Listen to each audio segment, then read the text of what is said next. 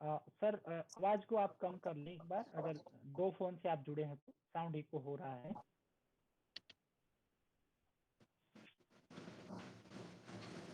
जी प्यारे साथियों, आज हमारे बीच में जो शख्सियत पधारी हैं वो देहरादून से पधारे हैं। आप अल्टरनेटिव मेडिसिन में आपने पीएचडी किया हुआ है और नेचुरोपैथी के आप बहुत माने हुए चिकित्सक हैं। साथ ही आप इंटरनेशनल ह्यूमन कमीशन के ब्रांड एम्बेसडर भी हैं और उसमें कोऑर्डिनेटर की भूमिका में कार्यरत भी हैं। इसके साथ साथ आप योग और नेचुरोपैथी को लेकर के तरह की गतिविधियां चलाते रहते हैं और पिछले काफी वर्षों से आप हमारे साथ भी जुड़े हुए हैं और लगातार हमारे कार्यक्रमों में आप शिरकत करते रहते हैं और बहुत ही रिसर्च बेस्ड, एविडेंस बेस्ड इनकी व्याख्यान होते हैं। तो आज का जो विषय डॉक्टर पवन कुमार गुप्ता जी हमारे बीच लेकर के आए हैं वो है फ्री रेडिकल्स। तो आइए जानते हैं फ्री रेडिकल्स क्या होते हैं और उनको हम किस प्रकार से जान सकते हैं। तो डॉक्टर साहब, आपका बहुत बहुत अभिनंदन करता हूं, आपने इतने व्यस्ततम शेड्यूल में से हमारे दर्शकों के लिए समय निकाला। आपका इस मंच पर बहुत बहुत अभिवादन है। Mic over to you sir. Thank you doctor Pramod, आपका स्वागत है। मेरा सौभाग्य है कि आज मेरा फर्स्ट प्रोग्राम कुटुंब ऐप के ऊपर हो रहा है। बाकी ऐप पे तो प्रोग्राम होते रहते हैं, चलते रहते हैं, तो आज का ये फर्स्ट है मेरा ऐप। और मुझे इस ऐप पे मैंने काम भी नहीं किया, कभी प्रोग्राम भी नहीं दिया। बाकी जूम और गूगल पे तो कर लेते हैं, तो मैं भी सीख रहा हूँ। तो इस ऐप पे हम कैसे हम आगे बढ़ेंगे। तो जैसे ही हमारा एक सिस्टम है, कार्यक्रम आरंभ करने से पहले हम गुरु वंदना करते हैं, अपने देवता को याद करते हैं और उसके बाद टॉपिक को लेते हैं। और टॉपिक समाप्त होने के बाद रिकैपिटुलेशन करेंगे हम, जो जो हमने डिस्कस विचार विमर्श किया आप लोगों के साथ। और तत्पश्चात क्वेश्चन आंसर आप नोट कर लीजिएगा। तो जिसकी जो भी जिज्ञासा या क्वेश्चन है, तो हम उसका पूरा प्रयास करेंगे उसको उत्तर देने का। चलिए सीधे बैठ जाए, अपनी स्पाइन कमर को सीधा रखें,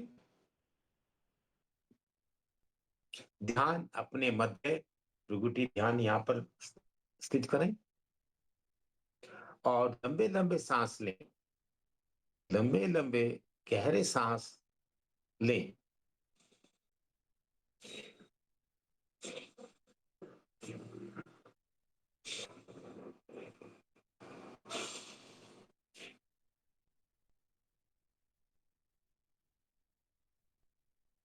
गुरु वंदना करते हैं।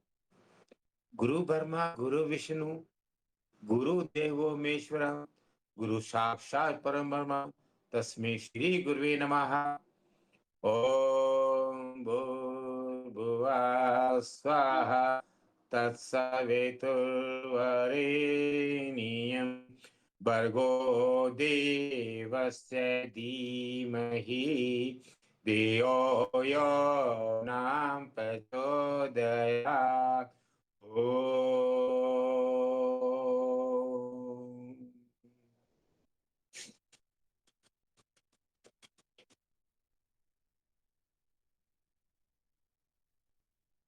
आप सभी लोग जो मुझे देख पा रहे हैं, सुन पा रहे हैं, आप हंसेंगे, दो ठाके मार के हंसेंगे अपनी क्लास आरंभ करने से पहले।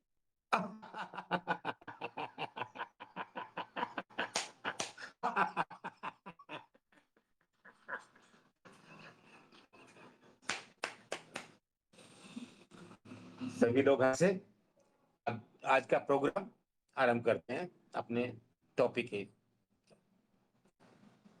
जो भी दर्शक पार्टिसिपेंट देवी देवता तुल्य है, देवी और सजनों, मैं आपका स्वागत करता हूं हृदय से। और आज के कार्यक्रम में जो टॉपिक लिया गया है फ्री रेडिकल्स, इस पे हम विचार विमर्श करेंगे। टॉपिक बहुत सिंपल है और हम भी सिंपल भाषा के अंदर ही विचार विमर्श करेंगे। तो मेडिकल टर्म्स ना यूज करते हुए कोशिश करेंगे मेडिकल टर्म यूज ना की जाए, और जिससे कि हमारे वरिष्ठ नागरिक सभी लोग उसको आसान तरीके से समझ सकें और अपने जीवन में उसको उतारें, ताकि उनको पूरा इसका लाभ मिले। तो फ्री रेडिकल्स क्या होता है? फ्री रेडिकल्स दो टाइप के होते हैं। एक तो हमारे शरीर में जन्म लेते हैं, कारण कुछ भी हो सकता है, विभिन्न प्रकार के कारण होते हैं जन्म लेने के फ्री रेडिकल्स के। और दूसरे रेडिकल्स होते हैं जो बाहर से हमारे शरीर में प्रवेश करते हैं। दो टाइप के रेडिकल्स होते हैं। और फ्री, फ्री मीन्स जिस रेडिकल्स की हमें जरूरत नहीं है हमारे शरीर में, वो फ्री रेडिकल्स होते हैं। और फ्री रेडिकल्स इसकी हमें आवश्यकता नहीं है हमारे शरीर को, वो जमा होते रहते हैं, डिपॉजिट होते रहते हैं। और ऐसी स्थिति आती है कि आदमी, हमारा शरीर बीमार पड़ना आरंभ कर देता है। अनेक प्रकार की, विभिन्न प्रकार की छोटी मोटी बीमारियां प्रतिदिन के रूप में हमारे शरीर में प्रकट होने लगती हैं। ये फ्री रेडिकल्स हैं। अब ये इस रेडिकल्स को हम बाहर फेंक दें, बहुत सारे माध्यम हैं जिसके द्वारा आप इससे दूर रह सकते हैं, बचा जा सकता है।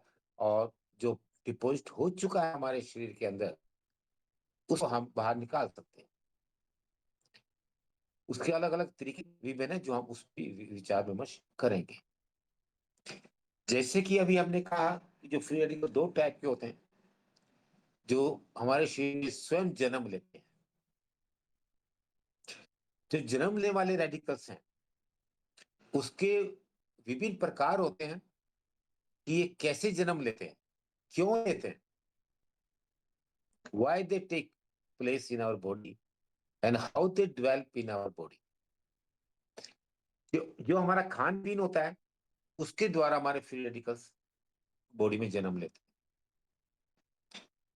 यदि हम गलत खान पीन रखें, हम अपने आहार विहार की तरफ ध्यान ना दें, तो इनका जन्म आरंभ हो जाता है। अब खाने की जहां तक बात आती है, जो आहार हम खाते हैं वो टॉक्सिन भी हो सकता है, पौष्टिक भी हो सकता है, और विभिन्न प्रकार के पेस्टिसाइड्स किया हुआ फूड, भोजन, वो अपने शरीर में हम ले जाते हैं। तो इन सब छोटे छोटे कारणों से फ्री रेडिकल का जन्म होता है। खाना जो हम खाते हैं, जो भोजन लेते हैं अपनी प्रतिदिन चर्या के मुताबिक, उसमें भी जो फ्री रेडिकल जाते हैं। यदि हम खाना गलत समय पे, गलत प्रकार का भोजन लें, तो तब भी फ्री रेडिकल बन जाते हैं। अभी सवाल प्रश्न उठेगा हमारे दिमाग में, वो कैसे? हम तो अच्छा खाना खाते हैं, और खाना भी कैसा खाते हैं, मतलब तीन चार आइटम होती हैं, सब्जी होती है, सूखी होती है, तरी वाली सब्जी होती है, चपाती होती है, राइस होता है, कर्ड होता है, रायता होता है, ग्रीन सैलेड होता है। अनेक प्रकार के व्यंजन हम अपने भोजन में खाते हैं, और कहते हैं शुद्ध खाते हैं, ऑर्गेनिक खाते हैं, तो फिर भी क्यों होते हैं? एक प्रश्न चिन्ह है ना, क्यों होते हैं फिर? अभी इसी खाने पे हम थोड़ा सा प्रकाश डालते हैं। ये विभिन्न प्रकार का जो मिक्सचर खाना हम खाते हैं, ये भी फ्री रेडिकल्स को जन्म देते हैं। और उसके क्या कारण है, आप उदाहरण के तौर पर हम समझेंगे। मान लो आपने रोटी खाई, अनाज की, किसी भी अनाज की रोटी खाई, फिर आपने उसके साथ सैलेड भी खाया, फिर आपने थोड़ा उसका रायता भी ले लिया, और अनेक प्रकार की सब्जियां भी ले ली। अब हुआ क्या, कुछ तो खाना आपने खाया, पका हुआ खाना पका के, और उसके साथ आप अनकुक्ड खाना भी खा रहे हैं, जैसे ग्रीन सैलेड, पत्तियों का सैलेड, कच्चा सैलेड, वो भी खा रहे हैं। मतलब एक एक भोजन हो गया हमारा पका हुआ, और दूसरा भोजन हम साथ में ले रहे हैं अनकुक्ड, कच्चा भोजन। और फिर इसके साथ में हम क्या ले रहे हैं, कर्ड भी ले रहे हैं, मिल्क प्रोडक्ट भी ले रहे हैं, फिर साल्ट भी ले रहे हैं, पेपर मसाले भी सब ले रहे हैं, सब्जी भी अलग अलग खा रहे हैं। तो ये जो कॉम्बिनेशन है, वो कॉम्बिनेशन का बैलेंस ना होने से हमारे शरीर में फ्री रेडिकल का जन्म होगा, तो खाना पचेगा नहीं। ये आपका लीवर वीक है, या लीवर के जो कोएंजाइम्स है, जिनको हम केमिकल बोलते हैं आम भाषा में, या अमल बोलते हैं, जो खाने को पचाने में हमारी सहायता करते हैं, यदि वो भी नहीं बनते, वो वीक है, तो भी खाना नहीं पचेगा। अब पचाने वाले अमल कौन कौन से होते हैं, हम ज्यादा डिटेल में ना जाते हुए ब्रीफ में थोड़ा समझने का प्रयास करते हैं। जैसे हमारा सलीवा होता है, लार जिसको बोलते हैं, ये भी एक अमल है जो खाना पचाने में मदद करता है।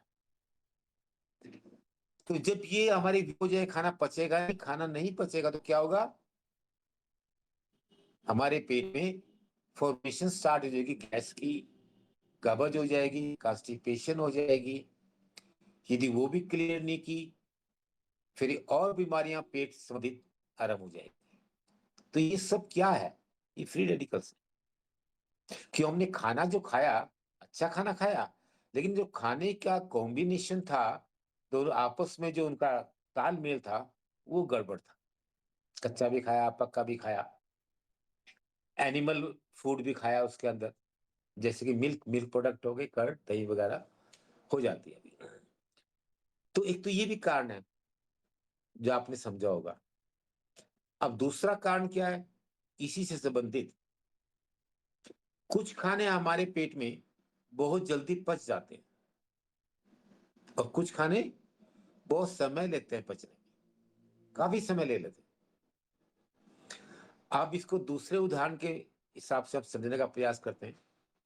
मान लो आप नॉन वेज खाते हैं, मांसाहारी है, तो मांसाहारी जो फूड है हमारा भोजन, वो तो बहुत समय लेगा पचने में, क्योंकि हमारा शरीर की जो बनावट है, जो दांतों की बनावट है, जो लीवर की बनावट है, वो विभिन्न है जानवरों से, पशु पक्षियों से। तो हम उसको खाएंगे तो वो पचने बहुत समय लेगा, और हो सकता है पचे भी ना, आज पचा खाना भी रहे, आज पता खाना होगा तो क्या होगा, कॉन्स्टिपेशन, कब्ज, और फिर गैस फॉर्मेशन एक्सेट्रा आरंभ हो जाती है।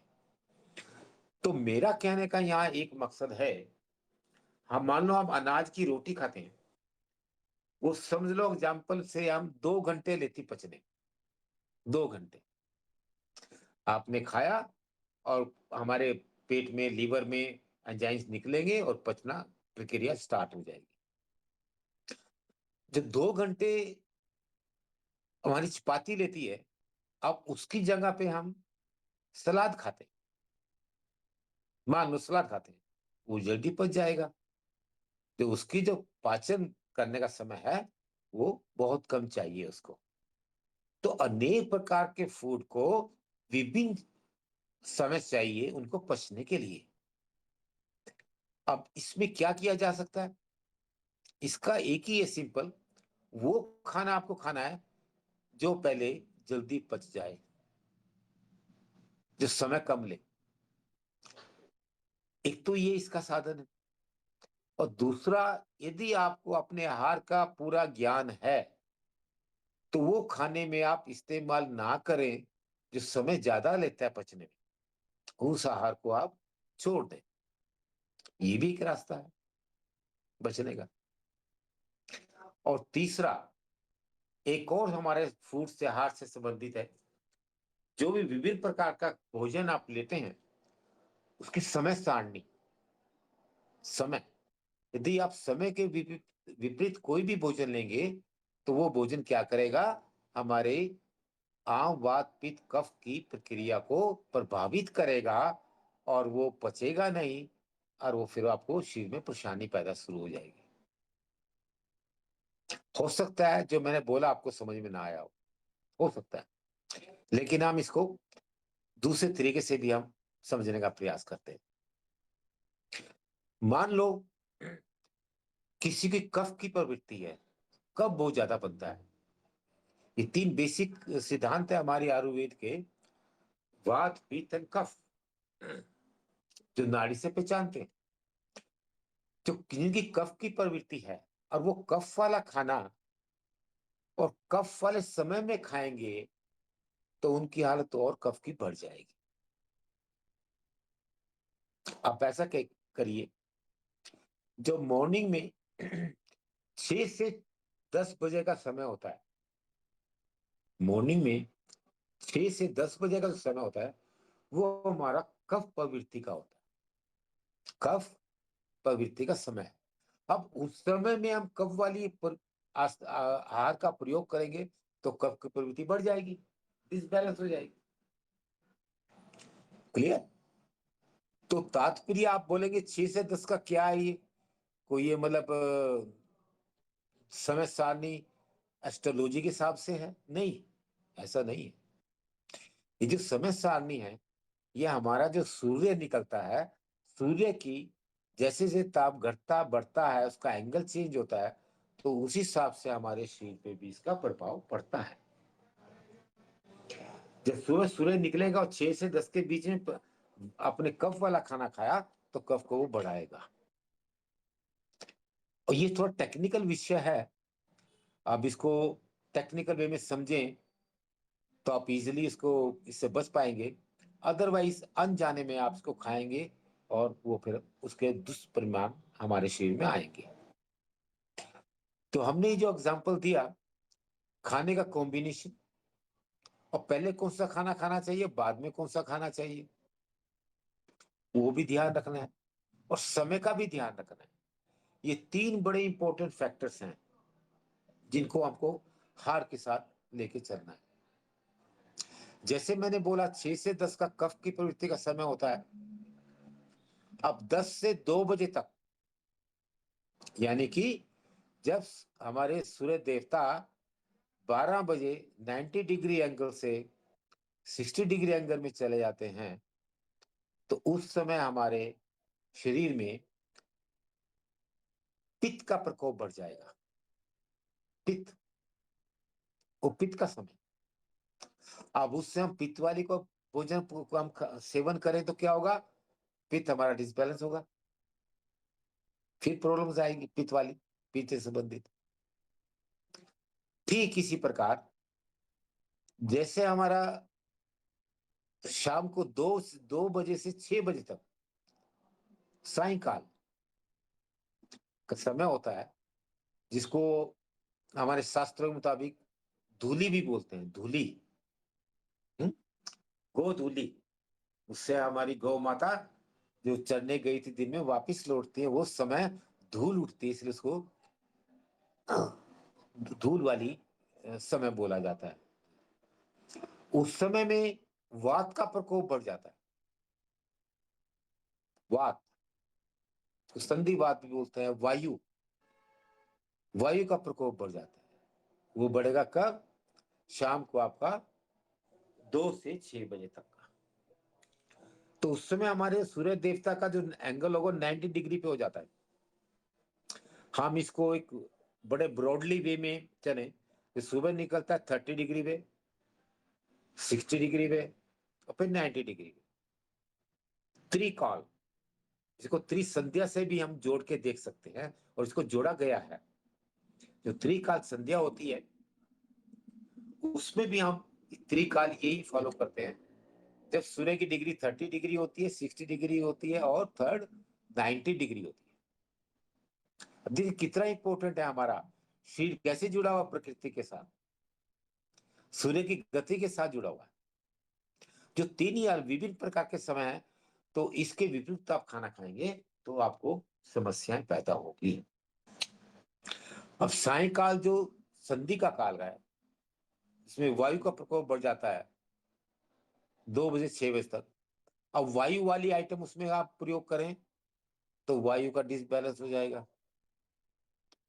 अब आप लोगों को ये भी जानना चाहेंगे कि वो कौन कौन से खाने हैं जो वात को बढ़ाएंगे, जो कफ को बढ़ाएंगे, और जो पित्त को बढ़ाएंगे। ये विषय बड़ा लंबा है, इसको हम एक सेपरेट टॉपिक में ले सकते हैं कि वात वाले क्या होते हैं, पित्त वाले भोजन क्या होते हैं, और कफ वाले भोजन क्या होते हैं। लेकिन हम यहाँ थोड़ा ब्रीफ में समझ लेते हैं।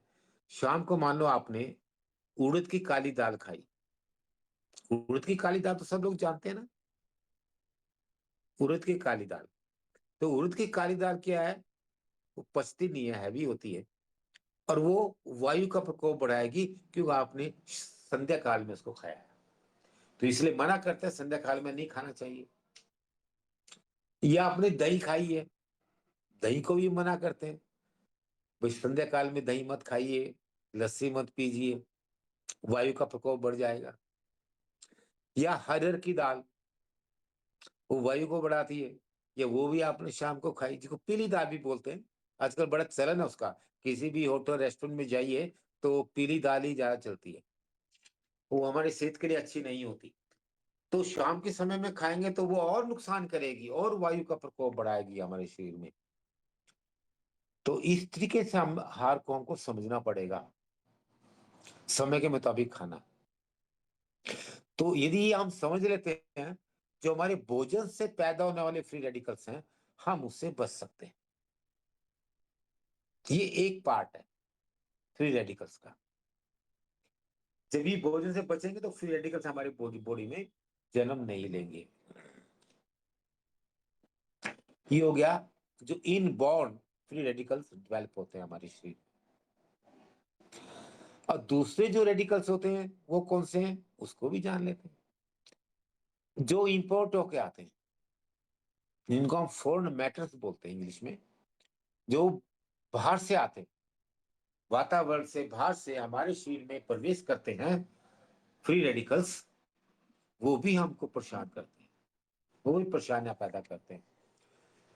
तो दो टाइप के रेडिकल्स हैं जो इंपॉर्टेंट है, जिनका हमारे शरीर पे मॉलिक्यूल्स लेवल पे, जो हमारे सेल्स हैं, ये उस पे काम करते हैं, उसको प्रभावित करते हैं। और फिर जैसे जैसे डिपॉजिट होंगे आपकी बीमारियां बढ़ती चली जाएंगी। जो बाहर से आने वाले रेडिकल्स हैं, हम उसको आम भाषा में समझने का प्रयास करेंगे। जैसे अभी सभी लोगों ने, हमारे देवे सज्जनों, सभी ने इसका अनुभव किया है, कोविड-19 जो सभी ने किया है। तो वो क्या था, वो जो रेडिकल्स है, जिसको केमिकल या टर्मिनोलॉजी, मेडिकल टर्मिनोलॉजी में बोलते हैं कि वायरस है, फलाना वायरस है, फलाना वायरस है, अलग अलग नाम दिए गए हैं। तो वो वायरस बाहर से हमारे सांसों द्वारा, हमारे नोजल द्वारा एंटर करते हैं, मुंह द्वारा एंटर करते हैं, कोई किसी भी टाइप के जो है जीवाणु प्रवेश करते हैं, तो वो हमारे बाहर से आने वाले सेकंड सोर्स के फ्री रेडिकल्स होते हैं। ठीक है, तो हमने पहले तो रेडिकल्स के दोनों टाइप समझे क्या है, और फिर होने वाले जो हैं फ्री रेडिकल्स, फूड वाले, फूड का कॉम्बिनेशन, फूड की सीरीज गड़बड़ है तो भी प्रॉब्लम आएगी, या समय के मुताबिक नहीं खाएंगे तब भी प्रॉब्लम आएगी। और सेकंड है हमारी बाहर से आने वाले रेडिकल्स। ये तो होगा हमारे रेडिकल्स जो हमारे सेल्स पे काम करते हैं, मेलिकुल्स लेवल के ऊपर हमारे लिए वर्क करते हैं। इसमें अच्छे भी होते हैं, बुरे भी होते हैं रेडिकल्स, ऐसा नहीं है, अच्छे भी हैं। फ्री हमने इसलिए लगाया जिसकी हमें आवश्यकता नहीं है, जो एक्सेसिव होते हैं बॉडी में, इसलिए फ्री रेडिकल्स को बोला जाता है।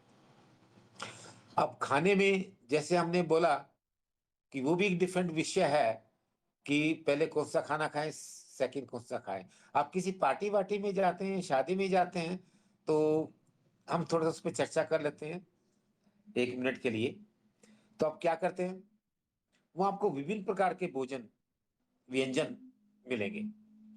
तो आप क्या करते हैं, पहले गोलगप्पा, पानी पानी गोलगप्पा वगैरह वो खा लिया, बेलपूरी।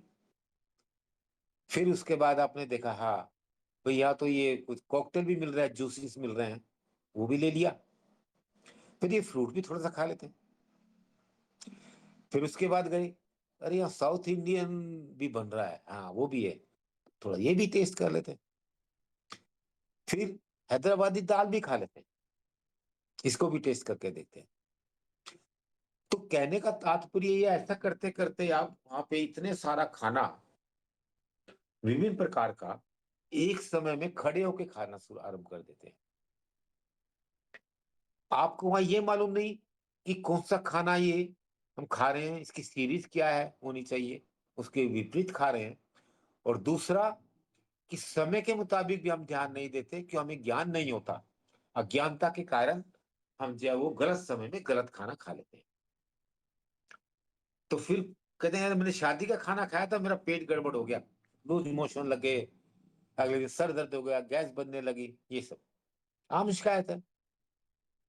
पक्का खाना खा लिया, तला हुआ बुना हुआ खाना खा लिया शादी में। तो ये इसी कारण से होता है कि फूड का कॉम्बिनेशन सही नहीं था, समय के हमने ध्यान नहीं दिया, हम खाते चले गए। और इसके साथ एक और मेजर कारण है, जब भी हम खाना खाते हैं, आपने अनुभव किया होगा अपने जीवन में, हमें डकार आती है। डकार जानते हैं ना, सुना है ना सभी ने, डकार क्या होती है? डकार अलग अलग टाइप की डकार होती है, विभिन्न प्रकार की। और कभी मौका मिला हम इस पे भी एक चर्चा करेंगे, कितने टाइप की डकार होती है, उसका क्या मतलब होता है, जो हमको समझना चाहिए, जो हम पहचानते नहीं, अनजाने अनजाने में हम उसको इग्नोर कर देते हैं। हम लेकिन ब्रीफ में थोड़ा सा हम यहाँ चर्चा कर लेते हैं इसके बारे में।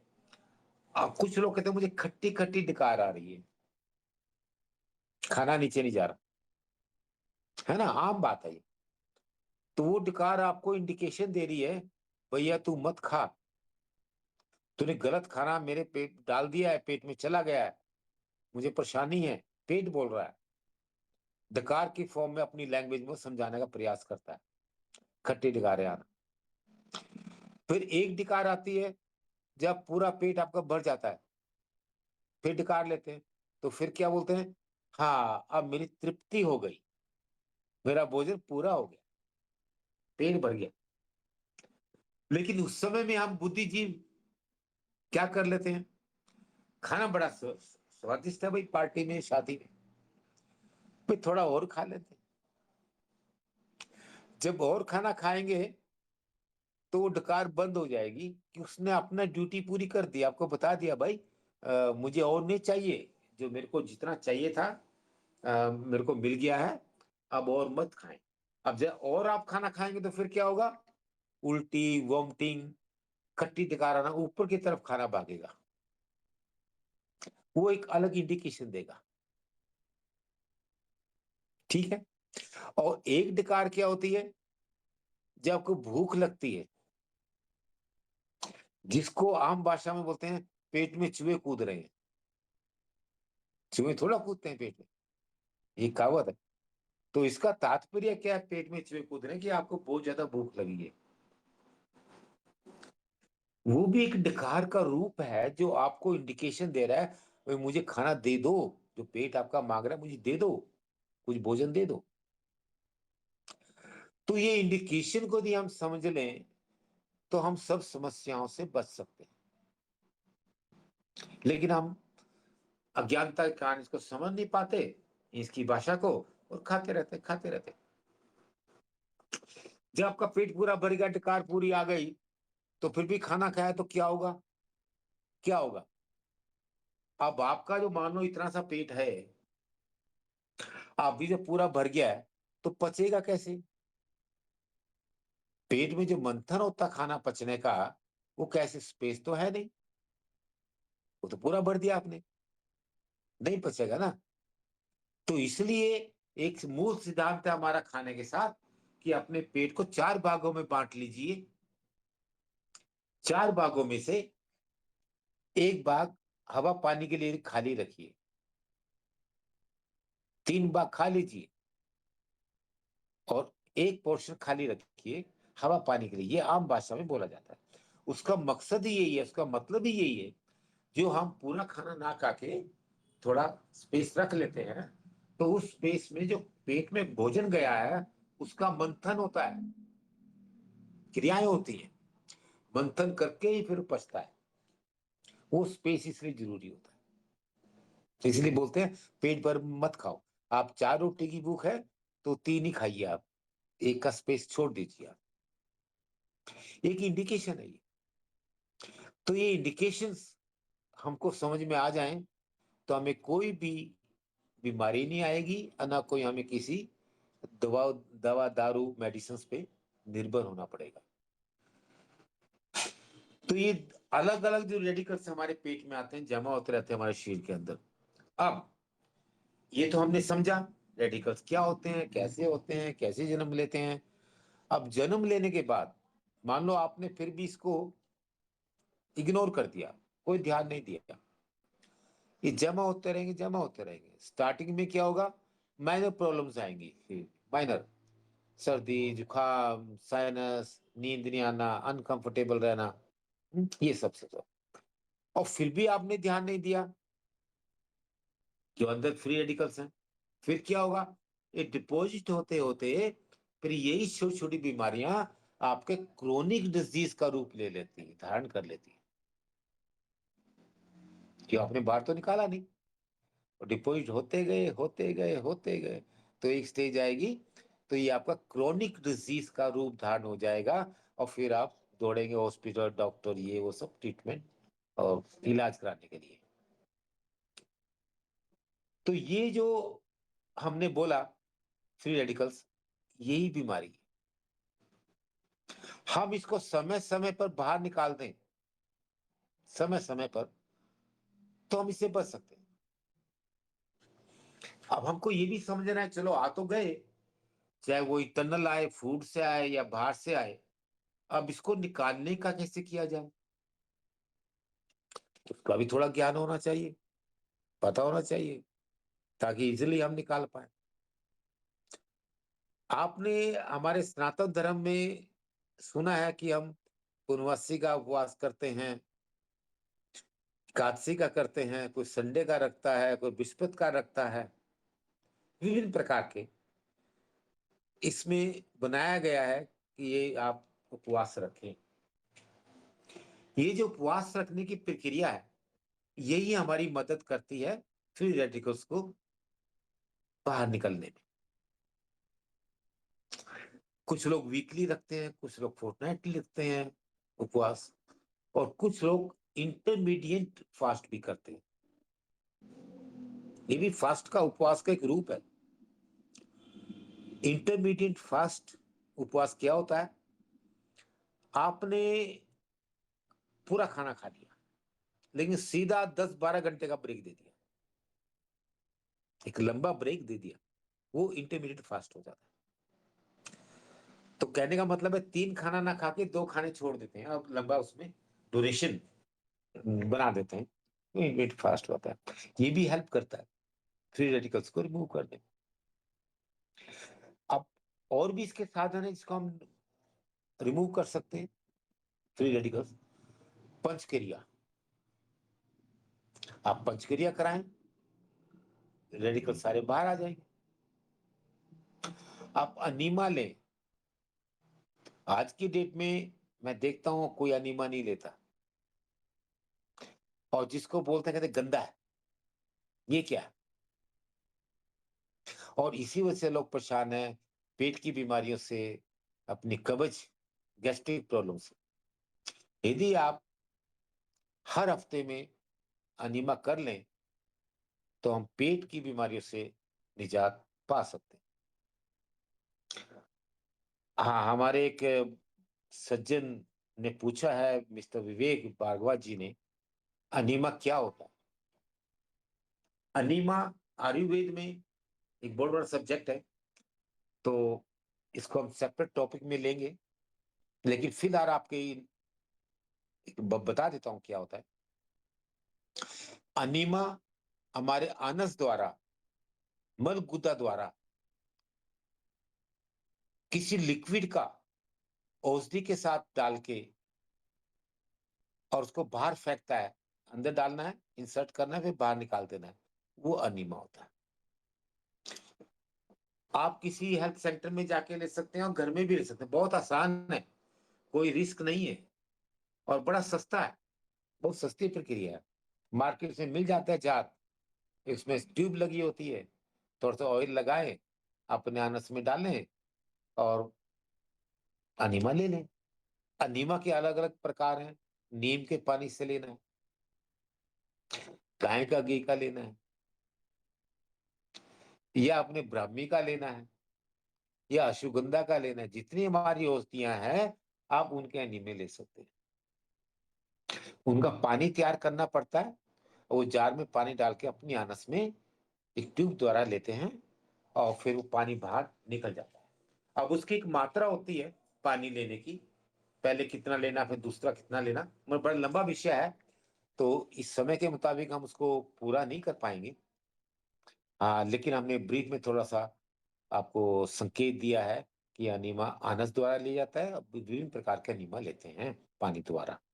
और जब भी अनीमा लें, आखिरी में आप गाय का घी शुद्ध या नारियल तेल, कोकोनट ऑयल खाने वाला, वो जरूर लें।